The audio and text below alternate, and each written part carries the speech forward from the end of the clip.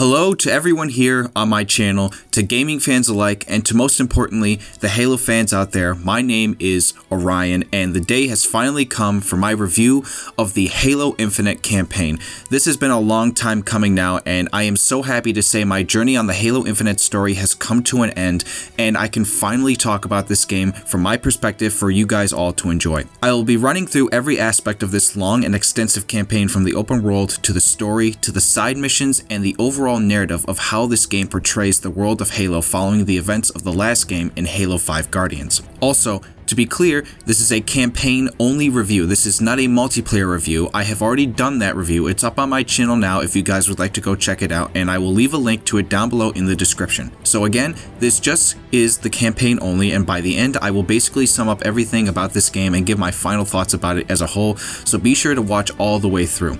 And as always, if you like what I have to say in this review and you like the video overall, be sure to hit that like button. If you are new to the channel and want to see more, go and subscribe for more and turn on that notification bell.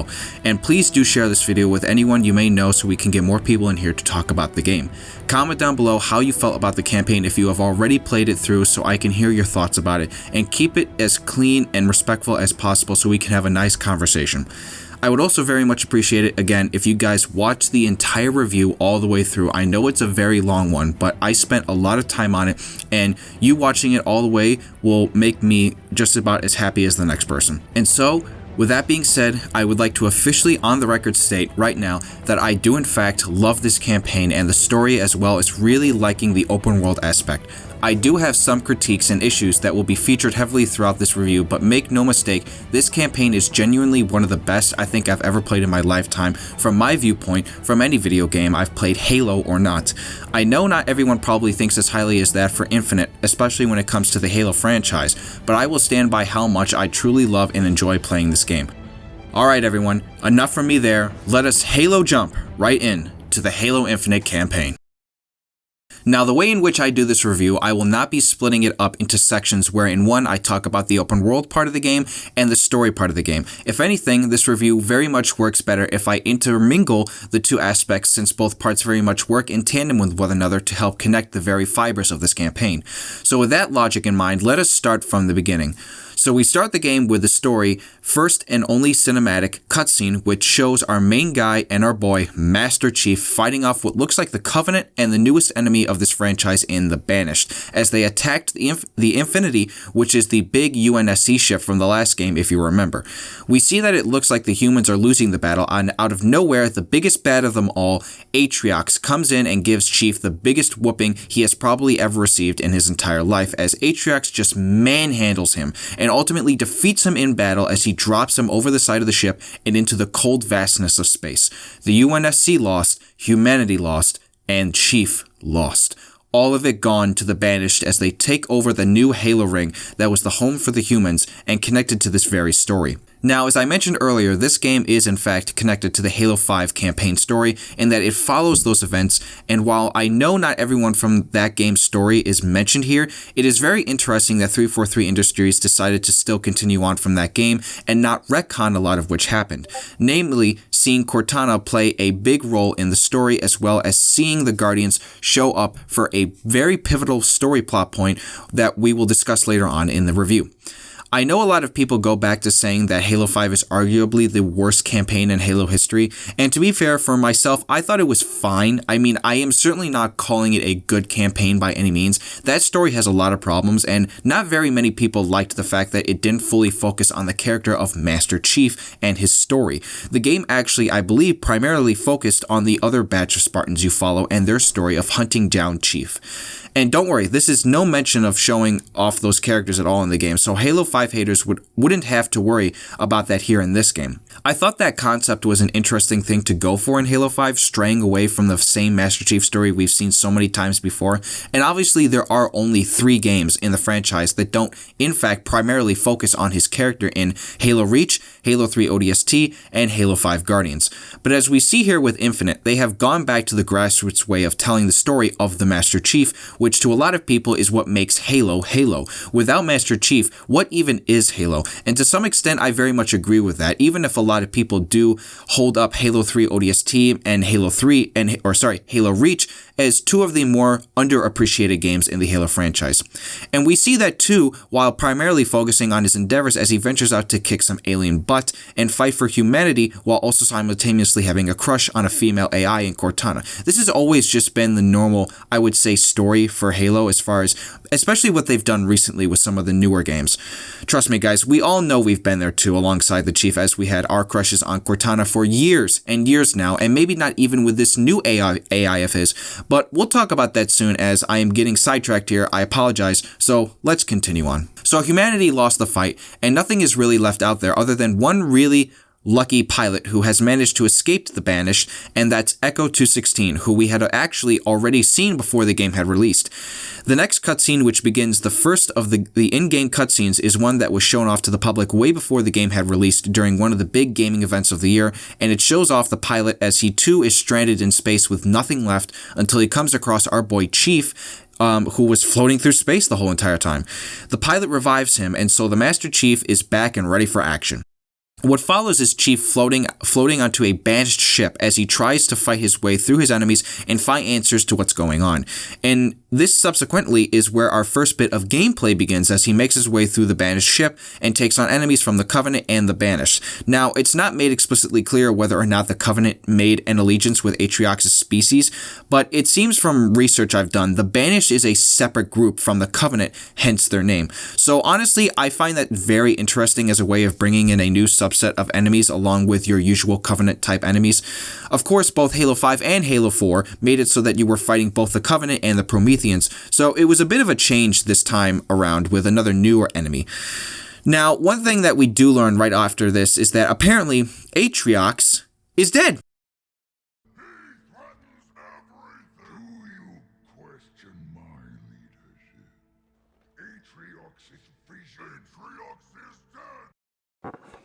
What?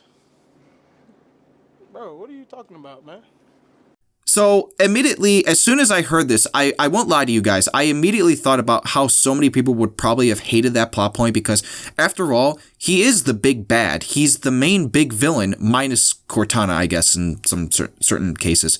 And this other enemy, who we'll talk about in 1 second, and of course, he's not even in the game. There's not one point where Atriox shows up. So in his place is his war chief, or second in command, Escharum, who, by the way, I'll say this right now, he has one major issue to his character, which I'll discuss later. You guys will definitely want to hear about that. He has one major flaw to his character. Also, can I just say real quick how interesting and cool it is that within the last 3 years, from 2019 to 2021, we have gotten 3 different brute, godlike villain characters from 3 separate IPs in 2 different industries of entertainment that, in all honesty, have the same goals and sounds the same and are just really cool as shit. We had Thanos in Avengers Endgame and Avengers Infinity War for Marvel. We had Darkseid in the DC Universe for Zack Snyder's Justice League last year. And now here with Atriox in Halo Infinite. And they all just so happen to have different outcomes to them. One died. The other is probably never going to be seen again on screen, and then Atriox could still potentially be alive and explored more thanks to a very interesting post-credit scene.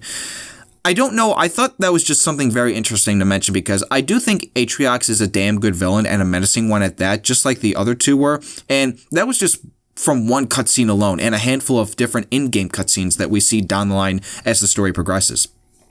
We also come to learn a lot more information about certain enemies, such as a banished elite major known as Blade Master, who essentially hunts down Spartans to kill. Now, we also learn as the story progresses in this one part that Cortana was essentially deleted away by another AI known in-game as Weapon, which I won't lie, it kind of felt weird for the gamer in me to keep calling her since she is never actually named until the very end of the story. Like, just calling her Weapon the entire time, it kind of did feel weird. It's almost like at times I really wish I could have just called her a different name, but we'll run with it for the time being. But yeah, she was the one who deleted Cortana away. She no longer exists, at least the older version doesn't. And we also get some cameo appearances from Dr. Halsey, who you've seen in previous Halo games before because she is the one who modeled Cortana after herself. She really doesn't play all that much of a role in the game, and I think the story basically kind of makes you assume that she is dead, along with so many of the other various characters that we saw in the previous couple games, which, to be fair, I think for me and a lot of other people is a bit of a weird creative choice, not including them in much more of this game.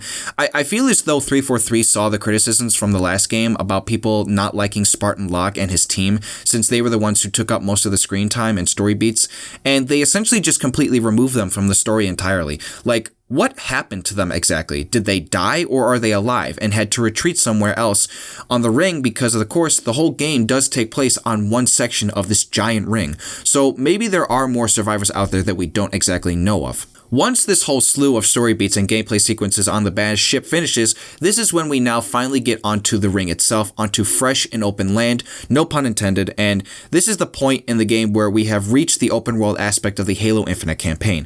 Now, this is where I am going to stop talking about each mission separately, just because of the fact that I don't want this video to be an hour long. I just felt like talking about the first part of the story was kind of best to set up what was to come as soon as we got onto the ring and into the open world. So now we can talk about the open world section, and this is pretty much where 90% or so of the rest of the game takes place, in this one section of the entire ring that features a stronghold for the Banished to hunt down any of the remaining survivors of the Infinity. Now, the open world aspect of this game is for sure something that many have had discussions about as to whether or not it should or should not be applicable to a game like Halo, or if it brings something new to the franchise that could maybe continue to be explored as a possibility for future games. Now, I may come off with a weird opinion on this, so this is what I will say. While I never felt bored playing the open world part of the game and felt like I always strive to accomplish something or find any of the many, and I say that with all caps, many different collectibles on the maps, I do think the open world experience should be left for other different types of games that would suit it best. Like, honestly, the way I kind of picture it is that I felt it would make more sense if the open world experience was more explored for the Halo Wars games, for example. Halo Wars is a real-time RTS strategy video game in which players command armies from a bird's eye view of the battlefield. The game focuses on military combat but contains streamlined resource management and base construction elements. So essentially, it is Halo's version of StarCraft, and to my knowledge, Halo Wars is an exact copy of basically StarCraft to a T, but maybe the open world aspect could apply there as well. I don't play those types of games personally, even though I grew up watching my older brother play the older StarCraft games. They were always a cool game to watch, but that's aside from the point. Basically, what I am trying to say is that I feel like what Halo did here for what it was going for, I do feel as though maybe this should be the only time that we ever get the open world aspect with the story mode. If anything, why not in the future just make a separate game mode for that along with Forge and co-op? I think that would be a great idea. So 343, if you are watching this video, take some heavy notes on that. Also, please release co-op and Forge quickly, please. I don't know if people can wait another 5 months or however long we have to wait for those two game modes. So there is a lot to do in the game. You have an entire map to explore, ranging with many different missions you can partake in. There are Marine squads to be rescued in many different areas, FOBs to be captured. You can roam around the entire map searching for collectibles such as Spartan cores, which are mainly used for upgrades, and bounties to complete where you track down banished targets who are kind of like mini bosses in their own way. You can also liberate bases on the map that help set a foothold and open up other areas of the map that hadn't been unlocked yet. And so again, I do personally feel as though for an open world aspect, there is a lot to do here. Again, I think something that people tend to see with this game is that, like all other Halo games, the campaign is mainly a first-person shooter science fiction story about a guy named Master Chief who goes around killing aliens and saving humanity. The open world aspect of this game is very much a secondary thing to it. You are not necessarily required to play it all the way through. It's just a way for you to find another aspect of the game to better yourself or just have a good time. For example, to this day, I still think the propaganda towers on the map is one of the most genius things that Halo has ever done in its entire history. Those towers bring such a cool and funny levels of comedy from these banished grunts who, as they are called, spread propaganda, that it's just some of the funniest stuff that you would ever hear in a video game. To this day, as I am putting out this review of the campaign, I have not officially secured every single one of the collectibles that I could: Spartan cores, Mjolnir locker locations, audio logs, destroying all the propaganda towers, visiting the Forerunner archives, and finding all the skulls. I could. Unfortunately, there is a drawback to this now. If you are somebody who is keen on getting achievements in video games, you might not like this game because, based off its replayability, but not for reasons that you may think. So, sadly, one of the major criticisms with this game is that you cannot replay any of the you cannot replay any of the main story missions, 15 to be exact, which, by the way, is the same amount as Halo 5, but not the same as Halo 4, which only had 8 missions. Yes, that is correct. There is no way to replay the main story missions for some reason. I mean, I'll be honest, I do not know why that function is not in the game since it has been in every story mode game in all of history. So 343, if you are watching this, instead of making people repeat the entire campaign again, put in the option for us to replay those main story missions. Especially for someone like me whose last couple of collectibles to find are basically stuck on the main story missions that I can't replay again. Don't get me wrong, it's not the biggest thing in the world finding those collectibles, but to be able to replay the missions is sorely needed. Another criticism that I've seen through this game in a way in terms of the open world is that there is no diversity when it comes to the biomes, or basically the way in which the land is formed, the weather conditions, and how it looks. There is a lot of deja vu in this one section of the ring to me that it's not something that particularly bothered me, but I completely get what people are saying, so I am not full-blown throwing that criticism out the window.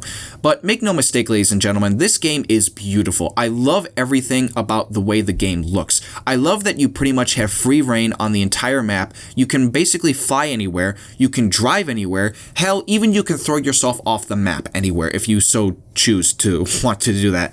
I mean, granted, I honestly probably traveled across the map more with a grapple hook more than I did any other one vehicle, which I know a lot of people will find to be a little bit too much to be allowed, but honestly, why not? It gives you another way of moving around the map to do things, especially when you are not near a base to call in a vehicle. I also love that the background of every part of this map features something that shows the situation of what the world is going through, whether that had to be a part of the downed, crashed ship of the Infinity, or the banished ships in the sky controlling the ring, as Escharum mentions at one point, or even something that I can't really explain. It looks like a giant creature skeleton or some other type of downed ship. I don't even know. I really like the aesthetic of what the world brings to the situation. That is, humanity being on a bit of a troubled time right now with what happened to them.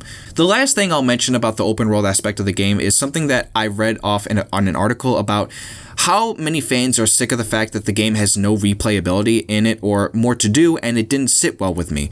So there is this one fan who basically went off on a tangent and making stupid points, so I'm going to read it off here from this article that I read about. In quotes, they went on to explain themselves, stating, "I've completed 2 full legendary campaign runs, clearing everything on the map. I don't feel motivated to play the campaign again because it just seems like a chore." What? What are you talking about? How did you even get to playing it a second time then, if you feel that it's a chore? I'm sorry, but that just makes no sense. Also, what did you expect? It's an open world campaign. That's the point.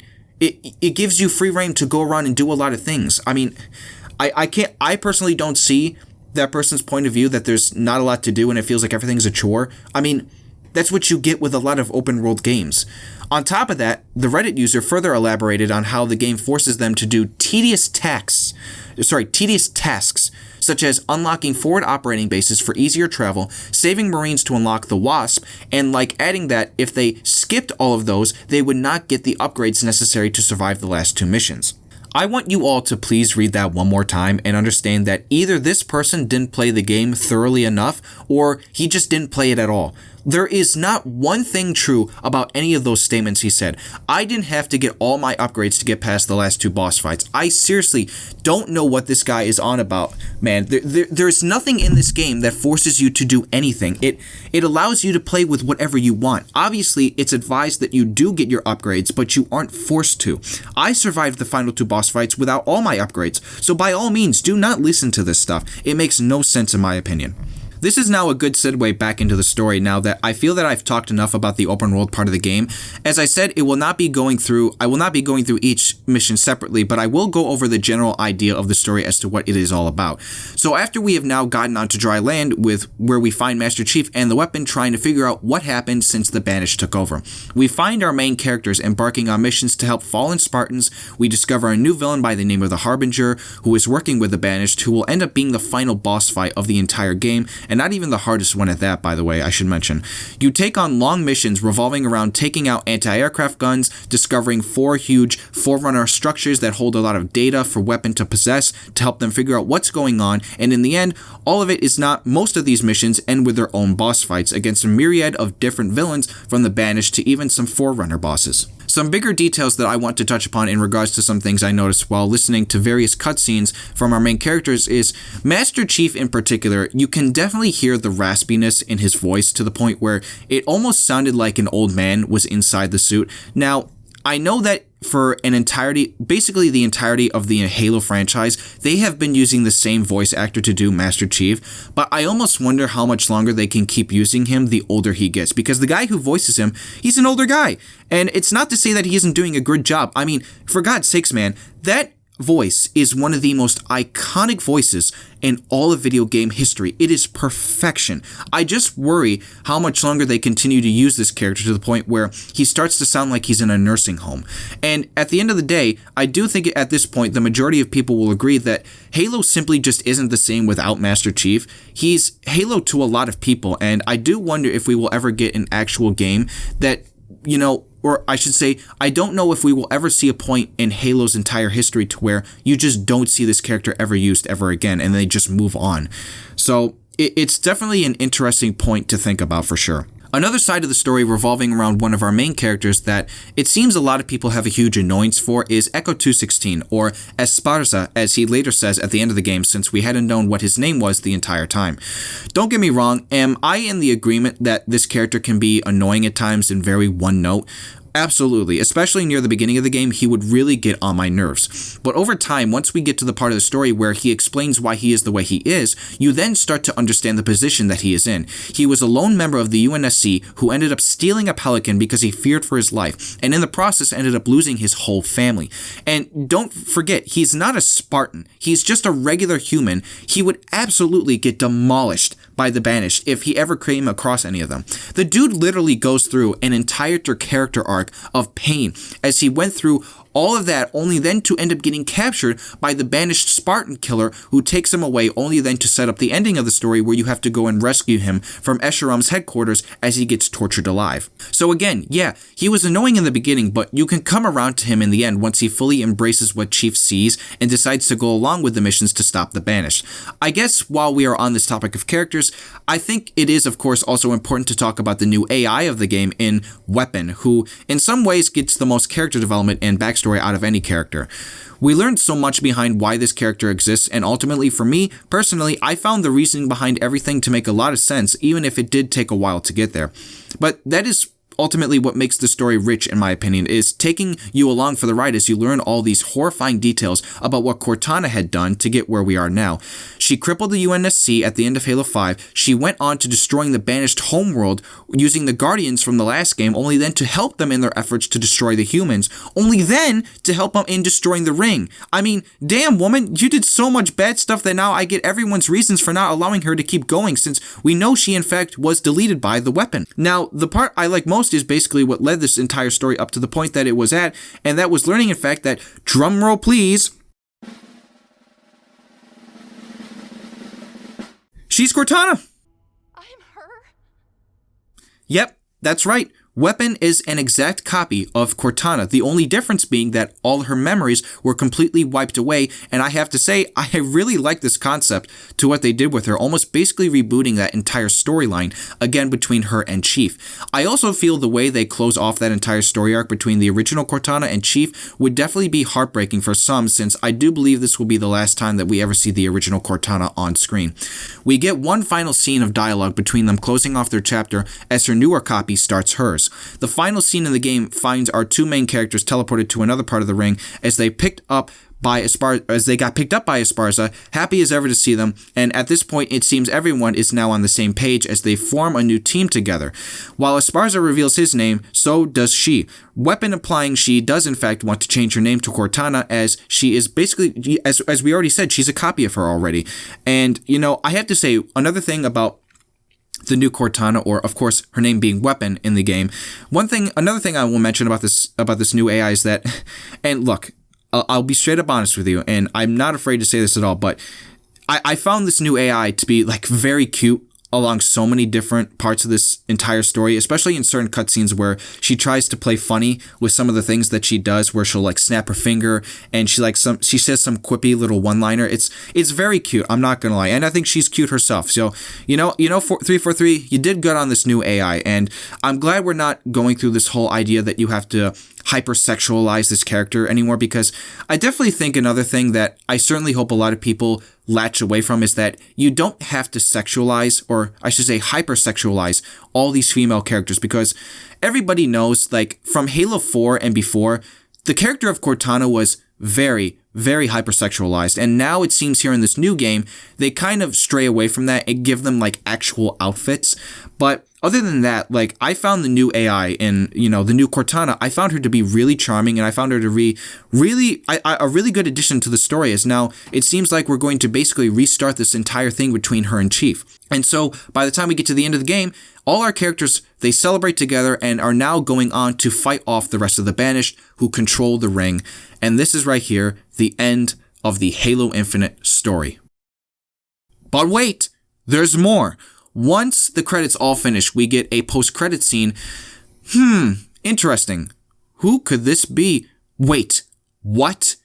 Atriox? Or someone else who looks like Atriox. I mean, I'll be honest, I couldn't tell if this was him or not, but I'm going to go along with saying that this is in fact Atriox, and he is somehow alive even after everyone said he was dead. So this could be interesting for what's to come in the future, since it's not rumored that it is rumored that this game will have a 10-year life cycle with new content coming down the line to be added in every now and then. So who knows? That this could also mean new storylines for the campaign, and if so, you guys know I'll be there to play them. Now again, in all fairness, I know I did not mention every aspect of the game from the story to the open world and what it brings, but that's basically the gist of what makes the campaign what it is. If there was one other criticism that I had when it came to the story, it is that I do think that there is some redundancy and repetitiveness to what it comes to how many, and I mean many cutscenes are laid out for storytelling purposes. Basically, what I mean is that many scenes are told the exact same way. The two specific ones I am referring to are when every time you hook in the new Cortana into a port, it is always the same thing. She talks and you stand around in a badass style way while listening to her explain what's going on. And then the other scene is every damn time Escharum comes on through a hologram and he just word vomits out so much overly dramatic just dialogue and speeches, and honestly it just makes him less menacing for every speech he gives. But overall, like I said, I really loved this campaign, and it truly feels weird hearing those words come out of my mouth, since you don't really hear that a lot nowadays from someone like me who only plays a slew of certain games in certain genres. The last couple of campaigns that I've played from different games, I've come to only really like them. I liked Modern Warfare 2019's campaign. I liked Star Wars Squadron's campaign. The last campaign that I truly loved was Jedi Fallen Order, which came out back in 2019. Almost 3 years ago now. I hadn't truly loved many other games before that either. It's either rare nowadays that you get a story that I love from games that I play. So I know there were other games in other genres that I have stories that I would genuinely love, but I just don't play them, and I never have the time, and usually they always end up releasing in the worst times when I am very busy. I was able to play this game at a great time because I went on break from school right as I was starting it out, so everything worked out for me in the end when it came to this specific story. I love that this game brought back the Master Chief story where we follow his adventures. It took a new twist on the story of Cortana, brought us a new enemy to fight, gave us a fair open world experience for what it was working with. There is not much I can really truly dislike about this game heavily. I did have some issues, but that doesn't overall distract from me loving it as much as I did. There is definitely more here to love than dislike, in my personal opinion. Another thing I will mention that you absolutely cannot forget when talking about franchises like Halo is the music and the score. It is perfection. The music in this game is awe-inspiring, from the menu music to what you hear in the game throughout the cutscenes and while even playing the game. This music almost brought a tear to my eye. I mean, really, if there was one thing this game no doubt got right all the way through, it was the music. Some of the best Halo music we have ever had. Out of all 343 games that we have had, this is definitely up there with Halo 4, and Halo 4 to this day in my mind is a contender for greatest main menu music in Halo history. If you have never heard it before, please trust me, you will want to go and listen to the Halo 4 main menu music right now. That song is incredible. Other than that, guys, if I missed anything hugely important, to be sure, leave it down below in the comments and we can discuss it there in depth. I know this is a very long review and maybe the longest one I have ever made here on my channel, but it was worth it for such a great game. I mean, damn man, I wrote a whole script for this review that's roughly about 10.5 pages long. I put a lot of time into this review and wanted to make sure I got enough down to talk about without going overly long talking about every minute detail. Now, down the line in the future, if I ever do more campaign reviews, I probably won't make them this long, but I certainly hope you guys have made it through to this point and listened to everything I said. I would very much appreciate it again if you all like this review. Be sure to drop a like on the video. If you are new, subscribe if you want to see more, turn on the notification bell, and share this review. Guys, thank you all so much again. This has been such a great journey with Halo Infinite. The Master Chief is signing out on this one, and so am I.